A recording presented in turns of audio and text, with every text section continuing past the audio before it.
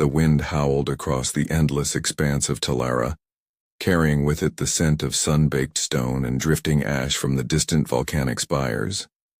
Beneath the pale light of the twin moons, Kyle stalked the grasses that rippled like silver waves under his feet.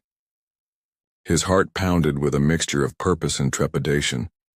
The elders had dispatched him to chart the ruined temples of the ancients, to map their shimmering glyphs before the desert sands erased them for good. Yet, as he crested a low dune, what he beheld was far more precious than any relic. There, nestled in a hollow between weathered pillars, lay a hatchling no larger than his palm. Its body was covered in scales that shifted from cobalt to emerald with every subtle flex. Each scale caught the moonlight like a fragment of fallen star. The creature's wings, still soft and underdeveloped, were folded close to its flanks, and its violet eyes shone with a mixture of fear and defiance. When it saw Kale, it emitted a weak bird-like chirr, an almost inaudible plea that cut through the roar of the winds. Kale knelt slowly, breath held. The ancient laws of his nomadic tribe were clear. No one was to interfere with wild-born creatures. They were the spawn of the old world's magic, unpredictable and dangerous.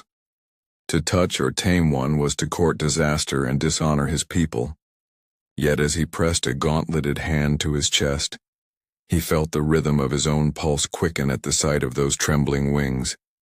"Easy," he whispered, voice wavering. "I won't hurt you." When he extended a finger, the hatchling flinched, but did not retreat. A strand of silvery webbing dangled from its claw, broken from some unseen snag, and its side bore a smear of dried blood. Kyle's jaw tightened. Whoever its mother had been, she was gone now. The little thing would die, alone beneath Talara's bitter moons. He rose and searched the ruins with urgent eyes.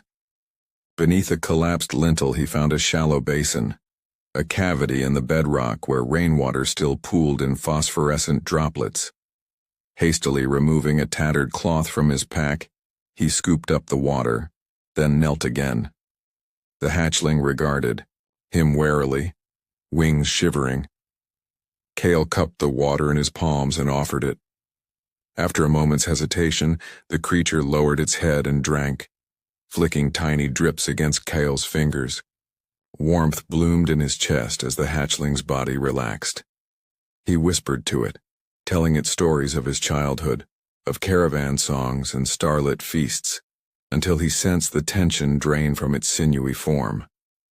Under that otherworldly sky, a pact was forged. Kale would be guardian, and this fragile thing would be his secret. Back at camp, the embers of the hearth burned low. The other guardians sat in a tight circle around a lantern, faces serious and drawn. Kale slipped through, the shadow's heart hammering with the hatchling now wrapped in a cloak, cradled against his chest. A breeze stirred the lantern's flame, casting dancing silhouettes against the tents. "Kale," murmured Elder Bryn, her voice as worn and cracked as the stone she studied. "You were gone longer than the others. What did you find among the glyphs?" Kale swallowed. "I found nothing new. The ruins sleep as always." Bryn's dark eyes narrowed. "These ruins shift with each night. To claim nothing is like saying the twin moons refuse to rise." The hatchling stirred, its tiny wings brushing against Kale's ribs. He pressed a finger to his lips, then guided it toward the far side of the camp, where stray supplies lay hidden. There he slipped into the lee of a rock outcropping and set the hatchling down. It crouched, nostrils flaring, every muscle coiled. For a heartbeat, Kyle watched it, and guilt uncoiled in his gut. By dawn, he had hunted down a scrawny hare and returned to feed the creature. That night, he did the same, diving from the camp to conceal his secret. Over the next fortnight, the hatchling, whom Kale now called Vesper, grew with alarming speed. Its scales hardened into armor-like plating, its wings strengthened until it could glide short distances. Each evening, Kyle returned to the hidden alcove, heart pounding at the first faint cry he heard above the wind. Vesper would emerge, eyes bright, hunger sharp, and Kale would offer it strips of meat or the sweet pulp of thornberries he foraged under moonlight. He scrawled hastily in his leather-bound journal, noting growth rates and wingspan measurements, marveling at Vesper's uncanny intelligence. It watched him with violet eyes that gleamed with curiosity, and something else, something primal. One night, Vesper slipped its bindings and stretched its wings, lifting into the air with an ease that stole Kale's breath. Silhouetted against the twin moons, it flared its wings in silent triumph, then swooped down to land gracefully before Kale. "By the ancients," Kale whispered, awed, "you're perfect." Perfection, he realized with a cold thrill, could be terrifying. As he touched the creature's iridescent scales, a shiver ran up his arm. He had broken. In the weeks that followed, Kale's secret became both burden and wonder. Each dawn found him slipping away from the campfire's embers, his cloak heavy at his back with the weight of his responsibility. He tracked Vesper's progress through the shifting dunes and crumbling halls of the ancient's temple, where drifting sands revealed new chambers by moonlight and buried passageways by day. It was here, among glyph-carved walls and obsidian pillars, that he pushed his protege toward its potential, and reckoned with the terrible power he had unleashed. Vesper's transformation was astonishing. What had been a fragile hatchling grew with rapid veracity. In a fortnight, its once delicate wing bones thickened into spines of onyx and bone, and its tail lengthened into a whip of living muscle.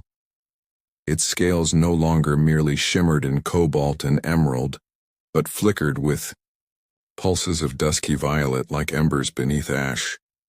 Night after night, Kale would offer drifting scraps of carrion or morsels of baked venison, and each morning he found those offerings gone, devoured with scorching speed. More unsettling than its size was Vesper's intelligence. Kale experimented with simple challenges. He hollowed out a shell of ancient record stone, a relic that once recorded ritual chants, and placed it at the far end of the ruined central courtyard. By dawn he found Vesper inside the hollow, talons folded, staring at him with those uncanny violet eyes as if to say, "I know what this is." In another test, Kale built a low wall of loose rock to see if Vesper could scale it. By nightfall, the creature had not only climbed, but rearranged the stones into an arch, glancing back at Kale as though awaiting applause. Yet it was the hunt that truly revealed Vesper's nature. One twilight, Kale led the creature to a thicket alive with the rustle of desert hares. He whispered the old tracking chants, guiding Vesper's keen nostrils toward their quarry. The creature obeyed. In a blur of shadow and wings, it struck. One moment the hares darted, the next they lay still, their throats bared. Vesper returned to Kale, a single twitching quarry clenched in its jaws, then dropped it neatly at Kale's feet. Alive but crippled, a demonstration of both mercy and mastery. Kale's heart clenched. Such precision could save lives or shatter them. He recalled the elders' warnings, wild-born senses no master. Yet Vesper watched him with trust, an emotion he had not seen in any other creature. Each night, as they walked side by side through the silent ruins, Kale felt a bond, not tighter than fear or pride. He bent to stroke Vesper's flared crest, marveling at the ridged plates that rippled under his palm. "You're mine," he whispered, "and no tribe shall take you from me." Emboldened, Kale pressed deeper into forbidden lore. In the temple's innermost vault, he uncovered shards of an obsidian mirror etched with swirling runes, an artifact said to amplify a creature's latent power. Kyle carried it back, his cloak sweeping the cracked mosaic floor. Under the twin moon's glow, he arranged runes of protection on the sand and placed Vesper before the shining shards. As the creature gazed into its reflection, purple motes of energy drifted from its nostrils, coalescing around the mirror's edge. The shards glowed, then pulsed, and the very air trembled. A low growl spilled from Vesper's throat as shadow tendrils snaked around its limbs, then shot outward in sinuous arcs.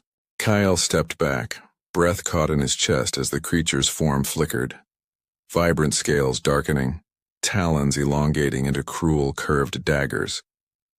When the energy subsided, Vesper stood taller, its silhouette wreathed in ethereal darkness, eyes blazing like dying stars. For a moment, Kale wondered if he'd unleashed a monster beyond redemption, but Vesper bowed its head in obedience, a single gesture that spoke volumes of trust and loyalty. Kale exhaled, fingers trembling. He had crossed a line no guardian should dare, and now wielded a being of raw, unleashed power. As the first pale, fingers of dawn crept through the temple's shattered ceiling, Kyle gathered the mirror shards and tucked them into his pack.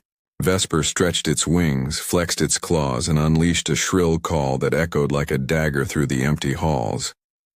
Kyle met that call with a resolve he'd never known. No matter the cost, he would guide this creature he had raised into legend or oblivion.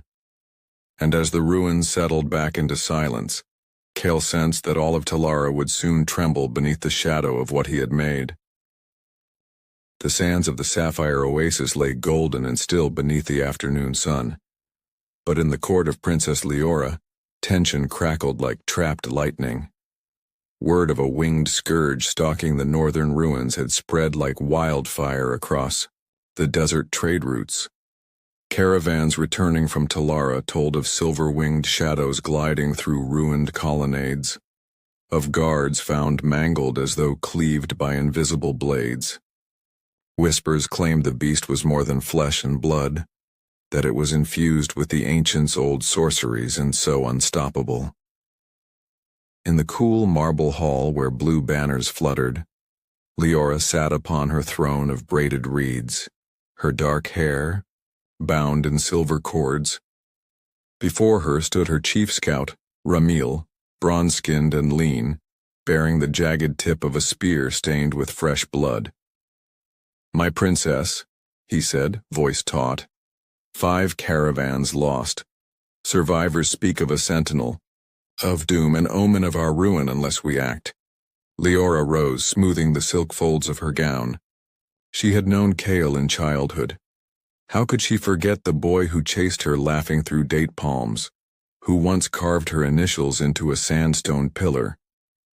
But that was another life, another age of innocence. As heir to the Sand Runners, she could not linger in memory when her people trembled with fear.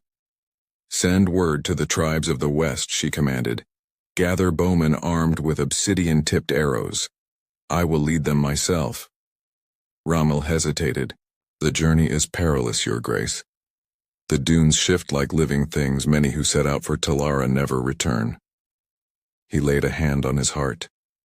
"If you go, I beg you, send another in your stead." Leora's gaze hardened. "I will not cower behind walls of sandstone while my people bleed." She turned, beckoning Ramil to fall into step beside her. "Arrange my mounts. At dawn, we ride north." Night found her atop the highest dune outside the oasis, watching the twin moons climb the sky. Beneath her, encamped under stretched tents, lay her assembled host. 24 warriors garbed in blue and gold, their faces set with grim determination. In the center, a ring of lanterns flickered, painting ghostly patterns on the sand. Yet, Leora's mind was elsewhere, on Kale, on Vesper, on the fragile bond between man and beast that had become a death sentence for her people. A voice whispered at her shoulder, "You're sure of this?" It was Selene, her most trusted advisor, draped in heavy robes that rustled like wings. "I have sent your message. You forbid Kale to harm the creature, but demand its surrender." Leora clasped Selena's hand. "I do not wish to kill what I once knew as innocent. Kyle must answer for his deeds, yet I believe in mercy as fiercely as in justice." She turned her gaze toward the north, where the desert seemed to fold into itself beyond the horizon. "If he refuses, then there will be no choice. But I will be the one to speak his name." Selene nodded, reading resignation in her eyes. "May the twin moons guide you, princess." Leora drew a deep breath, tasting the grit of sand and steel on her tongue. She knelt and touched the dust with her palm as though marking a vow. "For my people," she whispered. "For Kale. May I have the courage to do what must be done." At first light, the princess and her retinue set forth. Hooves, thundering across endless dunes, banners snapping in the wind. Behind them, the sapphire oasis dwindled to a pale gleam on the sand. Ahead lay the ancient temple of Talara, and the fate of all who dwelled beneath the twin moons. Leora rode with her spear leveled before her, resolve burning hotter than the desert sun. She would face the predator, she would confront her friend, and she would bind their futures together, or shatter them both. A violet haze clung to the air as Kale led Vesper through the shattered colonnade of the ancient's temple. The last embers of sunset glowed between broken pillars, casting long shadows across the mosaic floor. Kale's cloak snapped in the breeze, his heart pounding as he sensed movement beyond the ruins' threshold. Riders, countless as desert locusts, closing in on his secret. Vesper, now nearly towering over Kale, crouched low at his side. Its wings, half extended, quivered with poised energy. Every scale along its flank glinted like starlight. Kyle raised a single hand to still it. "Stay," he whispered, voice tight. "Let me speak first." A chorus of hoofbeats thundered. Across the courtyard, and Princess Leora emerged, spear of obsidian in hand, her sapphire banner trailing behind her. Her eyes, once soft with childhood laughter, were now steel-sharp. Beside her, Ramil and 20 bowmen formed a living wall of spears and drawn bows. The air crackled with tension, friend and foe poised on opposite sides of an ancient battleground. Leora's gaze did not waver. "Kale," she called, voice carrying over the empty halls. "I begged you to set it free. You defied our laws, endangered my tribe, and now you stand with a creature that has torn blood from our veins." She lifted her spear, its obsidian, tip catching gleams of dying light. "Release Vesper, or step aside." Kale's throat tightened. He thought of the nights spent nursing Vesper's fractures, of the silent communion they'd shared beneath these very pillars. Yet he could not face Leora's wrath, nor betray the bond that had grown between them. "I won't turn my back on what I raised," he said, stepping forward. "Vesper is under my protection." Shock flickered across Leora's face, and Vesper snarled, a low guttural rumble that rattled the marble steps. Kyle held up a hand, a silent plea for calm. "It's not a monster," he added, voice urgent. "You saw its mercy when it left that hare alive. It will not harm your people if you trust it." Leora's warriors shifted uneasily. Bowstrings twanged as arrows shifted to each cheek. For a heartbeat, silence reigned. Then Vesper unfurled, its wings in a silent warning, the membrane stretching like onyx silk, and the moonlight revealed veins of violet fire pulsing beneath its scales. The princess inhaled, her grip on the spear relaxing for a flicker of doubt. "Trust," she whispered.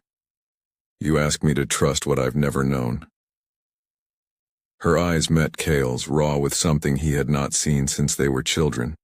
Fear, yes, but also hope. Very well, she said, voice barely above a breath. Speak your truth. Kale swallowed past the lump in his throat. Behind him, Vesper's wings beat once, twice, an echo of ancient drums. Around them, the ruined temple seemed to hold its breath. In the gathering twilight, man, beast, and princess stood at the edge of fate, each waiting to see whether old bonds could weather newfound power, or if instead the world would be torn apart by the predator. The night air pulsed with expectancy as Leora lowered her spear, the faint rasp of her breath louder than the stamped hooves beyond the temple walls.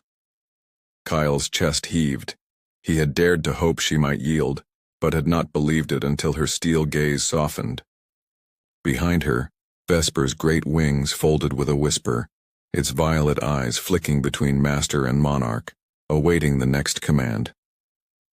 Leora advanced, every step measured. Her warriors held back, uncertain, their weapons wary but unraised.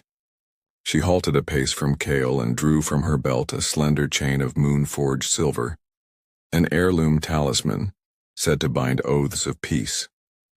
In one swift motion she unclasped it and held it out to him. If you will not surrender, Vesper, then bind yourself to our fate, she said, voice steady. Let this chain remind you that the bond between beast and man must never outweigh the bond between tribes. Kyle reached for the talisman, fingers trembling, and took it into his palm. The silver was cool, etched with running water and desert winds, symbols of the Sand Runner's covenant with the land. He met Leora's eyes. I accept, he whispered, fastening the chain to his wrist. As long as I draw breath, I will protect Vesper and through us your people. A murmur ran through the assembled guard. Ramil stepped forward, nodding solemnly. Leora gave him a small inclination. The bowmen relaxed, lowering their arrows. Vesper stirred, a low, resonant hum in its chest that vibrated through Kale's arm. The creature's shadow fell across the shattered floor like a living cloak, but where once it had been an omen of slaughter, now it radiated calm vigilance. Leora turned then to the wider darkness of the temple. Let us forge a new path, she proclaimed. One not of fear, but of guardianship. She strode to the central dais where the ancients once performed rites, and raised her voice in the old tongue, a language forgotten by all but a few. Kale joined her, calling out the words of peace and promise. Vesper stepped beside them, wings unfurled in silent salute to the ancient powers slumbering in the stones. In the days that followed, the ruins of Talara were transformed.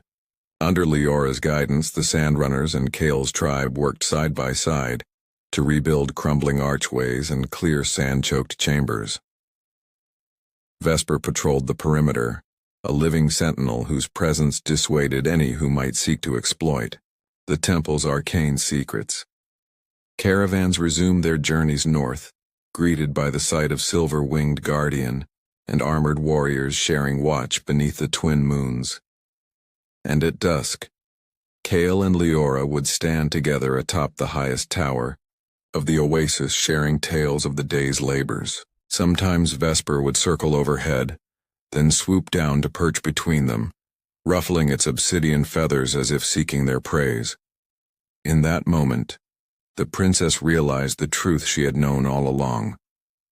Power, when tempered by trust and love, could become the greatest of gifts, and a tiny creature raised with compassion could grow into a protector more formidable